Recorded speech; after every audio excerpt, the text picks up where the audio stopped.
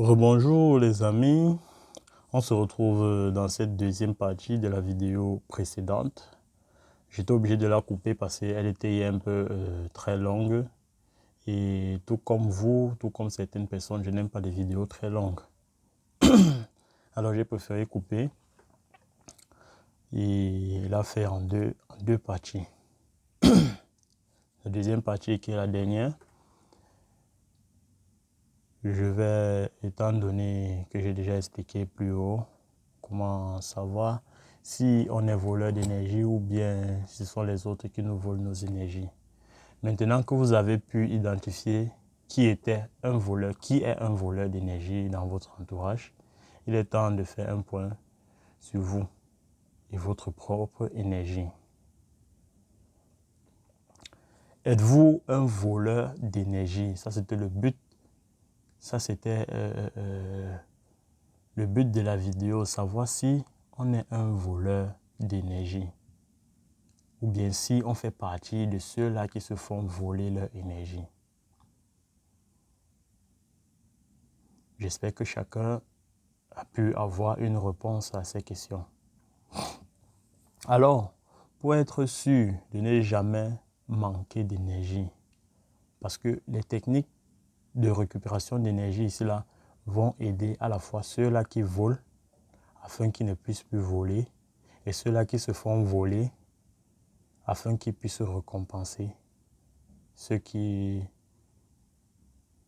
l'ont été volés. Donc, les amis, rassurez-vous, il existe plusieurs moyens simples pour parvenir à compenser ou bien à s'acquérir des énergies.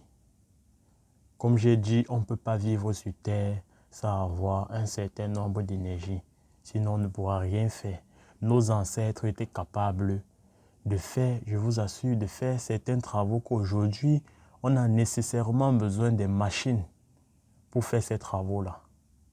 Or, eux, ils n'avaient pas besoin des machines ou quoi que ce soit.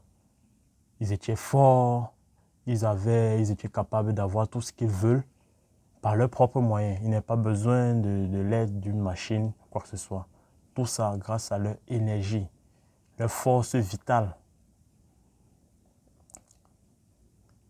Donc, tout comme nos ancêtres, je vais vous partager ici là quelques techniques pour avoir des énergies que nos ancêtres utilisaient, qui est loin des pratiques satanistes. Ce sont des pratiques simples. Ce ne sont pas des pratiques satanistes ou bien des pratiques occultes. Non. Alors, comment nos ancêtres faisaient pour avoir des énergies? Ils étaient en contact. Ils étaient toutefois en contact avec la nature.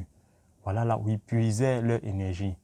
Donc, toi, le voleur d'énergie, ou bien toi qui se fait voler ton énergie chaque fois, si tu as une forêt près de ta maison ou un jardin, je t'invite à passer un peu plus de temps dans ce jardin ou bien dans cette forêt. Si c'est une forêt, vas-y pieds nus, même dans le jardin, vas-y pieds nus avec des vêtements légers. Entre en contact avec la nature. La nature a une capacité de se générer des énergies automatiquement. Donc la nature possède des énergies en abondance. Elle est prête à vous léguer ces énergies si vous entrez en contact avec elle. Donc, si tu es voleur d'énergie, vas-y. Tu n'auras plus besoin de voler des énergies.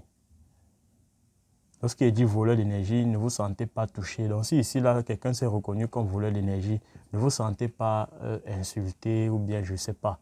C'est inconscient, vous ne savez pas ce que vous faites. On ne vous condamne pas pour cela. C'est naturel. C'est pas provoqué par vous-même.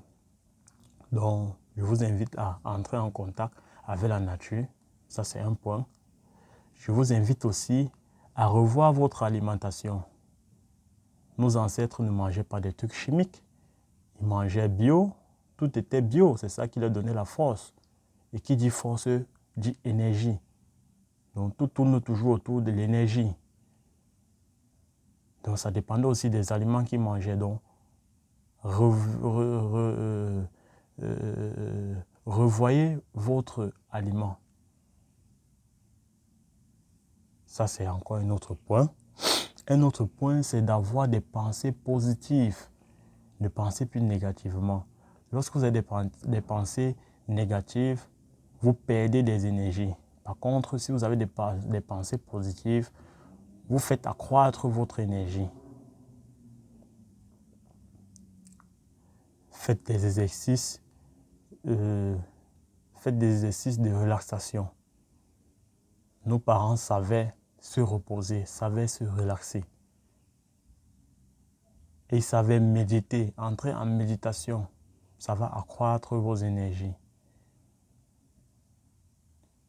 Ne vous dépensez pas trop les énergies. Il faut savoir se reposer à un moment donné. Donc, comme j'ai dit, entrez en contact avec la nature,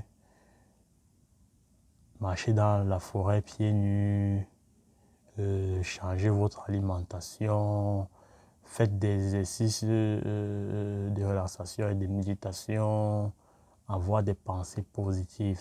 Tout cela va vous aider à récupérer vos énergies qui ont été volées ou bien à générer vos propres énergies. Pour ceux qui ont du mal à générer de l'énergie, faites-le, ça va marcher, je vous assure. Ce sont des trucs naturels, c'est automatique, c'est naturel. Lorsque vous entrez en forêt, vous avez une sensation d'être dans un autre monde, dans un autre monde, oui. Vous avez une sensation d'être dans un autre monde. Parfois, ça fait peur, mais en fait, c'est parce que vous entrez en contact avec les plantes. Ils sont en train de vous léguer une partie d'eux-mêmes. Vous voyez un peu. Ok, c'était tout pour ma vidéo. Si elle vous a plu, partagez-la au maximum.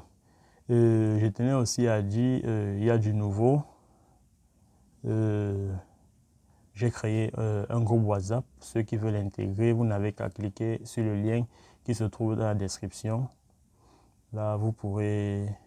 Parce que je remarque qu'il y a plusieurs personnes qui ont besoin de causer avec moi sur WhatsApp et je ne veux pas tout le temps demander le numéro des gens pour pouvoir les ajouter avant de leur poser. Donc, je préfère que vous intégrez une fois le groupe et là, on pourra échanger entre nous.